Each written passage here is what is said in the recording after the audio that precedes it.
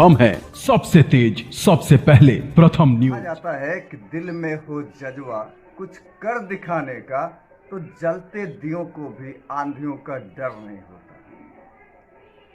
या फिर कहा जाता है कि घर घर अलख जगाएंगे, शिक्षा की दीप जलाएंगे। जी हाँ मित्रों, आज हम बात कर रहे हैं शिक्षा की। लॉकडाउन लगने से पूरे देश की आर्थिक स्थिति गड़बड़ हो गई। हालांकि लॉकडाउन खुलने के बाद थोड़ी सी आर्थिक स्थिति में सुधार आ रही है।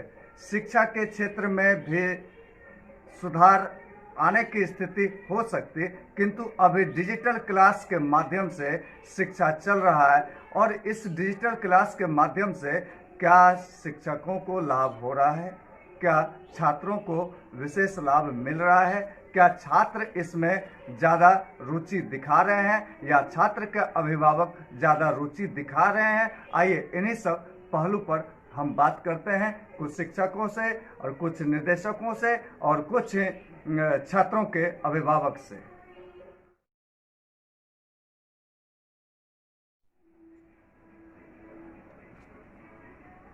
तो हम मॉडर्न विद्या निकेतन के परिसर में खड़े हैं। लॉकडाउन में स्कूल बंद होने के वजह से कहीं के परिसर में घास उग चुके हैं, जैसा कि आप अभी देख रहे हैं। यहाँ घास उग चुका है, पानी जमा है। किसी स्कूल के बैनर उड़ चुके हैं, किसी स्कूल के रूम में मकड़े के जाले पड़ चुके हैं। जैसा लगता है कि कभी विद्यालय चलता ही ना हो। और जब विद्यालय की ये स्थिति है तो शिक्षकों की क्या स्थिति होगी, यह आप भली भांति जान सकते हैं। सर, कहा जाता है कि education is the most powerful weapon which you can use the change the world. तो इस एजुकेशन के वेपन को हम और आप कैसे बरकरार रख रहे हैं इस लॉकडाउन की स्थिति में? एजुकेशन निश्चित रूप से एक वैसा वेपन है जो हर तरह का क्रांति ला सकता है, नया संसार बना सकता है, सब कुछ कर सकता है। एजुकेशन ही एकमात्र उपाय है। तो सर, लॉकडाउन की स्थिति में क्या लगता है आपको कि ये वेपन हम लोग दे पा रहे हैं छात्र को? बिल्कुल नहीं दे पा रहे हैं। जो भी कर रहे हैं वो खानापूर्ति है, उसका कोई फायदा नहीं हो रहा है।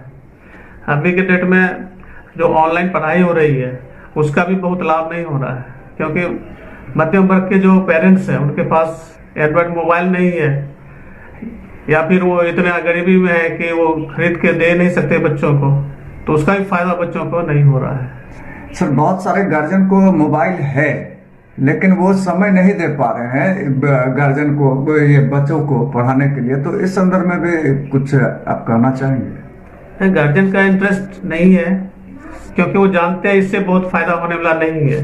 और जब हम पढ़ाएंगे तो फिर हमको स्कूल का फी देना होगा, तो फी से डरते हैं और जो है और एंड्रॉइड मोबाइल रहते हुए भी ये सुविधा बच्चों को नहीं दे पाते हैं। सर, अभी डिजिटल क्लास का दौर चल रहा है। डिजिटल क्लास और जो प्रत्यक्ष क्लास चलता है उसमें कितना अंतर है सर, और कौन सा ज्यादा फायदेमंद होता है छात्र के लिए? अंतर तो है। जब रेगुलर क्लास नहीं चल रहा है तो ऐसी स्थिति में जूम के द्वारा, व्हाट्सएप के द्वारा पढ़ाई ठीक है, लेकिन जब तुलनात्मक हम स्टडी करते हैं तो रेगुलर क्लास ही बेहतर है। इसका कोई विकल्प नहीं है। नहीं से कुछ अच्छा है तो अभी जूम से पढ़ाई हम लोग कर रहे हैं। सर, बतौर निदेशक आप विद्यालय के हैं, तो बतौर निदेशक मैं आपसे यह प्रश्न करना चाहूंगा कि इस लॉकडाउन के हालात में, लॉकडाउन के काल में आपकी क्या पोजीशन है आर्थिक स्थिति को लेकर के? आर्थिक स्थिति बहुत ही बेहाल है। आप जानते हैं ऐसा बहुत एम्प्लॉई है जो सिर्फ सैलरी पर निर्भर करता है।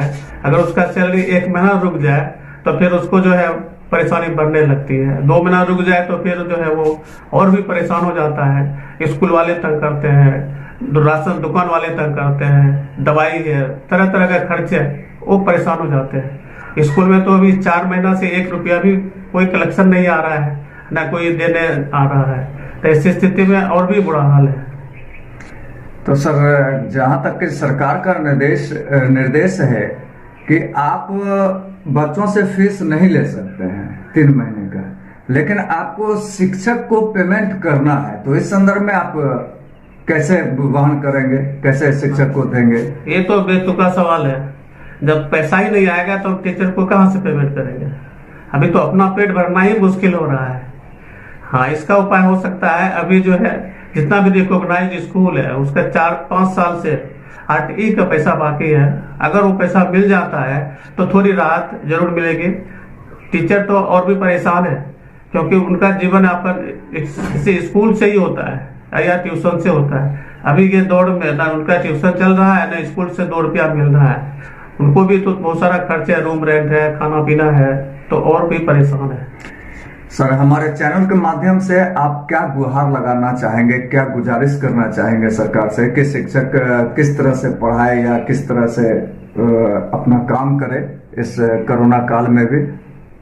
कोरोना काल में भी पढ़ाई हो सकती है, सोशल डिस्टेंसिंग रख करके कर सकते हैं, मास्क लेके, सैनिटाइजेशन वगैरह सारी व्यवस्था है, गवर्नमेंट के पास भी है, सबके पास है। और ये भी निश्चित नहीं है कि 1 महीना के बाद कोरोना बिल्कुल खत्म ही हो जाएगा। ये तो लंबा दौड़ है और इसके साथ साथ चलने का प्रयास हम लोगों को करना होगा, आदत डालना होगा। तब क्या होगा, बच्चों की पढ़ाई भी बाधित नहीं होगी। नहीं तो हमारा जो मेन रीड है वही समाप्त होने जा रहा है, बाकी कुछ नहीं बचेगा।